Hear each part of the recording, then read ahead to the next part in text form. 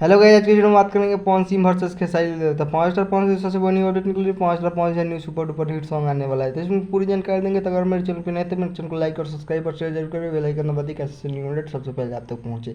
तो उस super duper hit song का पोस्टर रिलीज हो गया। उस सुपर डुपर हिट सॉन्ग का नाम है हिला के नाचे। सॉन्ग मतलब सुपर डुपर हिट होने वाला है 5 स्टार पवन सिंह। तो चलिए बात करते हैं खेसारी लाल के बारे में। तो खेसारी लाल का भी निकली सुपर डुपर हिट सॉन्ग का पोस्टर रिलीज हो गया है। तो इसमें पूरी जानकारी देंगे। तो उस सुपर डुपर हिट सॉन्ग का नाम है पट जाएगा। यह सॉन्ग बहुत ज़्यादा सुपर डुपर हिट होने वाला है खेसारी लाल का। ये सॉन्ग बहुत ज़्यादा सुपर डुपर हिट है। तो चलिए बात करते हैं नील कमल के बारे में। तो नील कमल का भी एक new super duper hit song का पोस्टर रिलीज हो गया है। तो इसमें पूरी जानकारी देंगे। तो अगर मेरे चैनल को सब्सक्राइब कर ले, बेल आइकन दबा दें।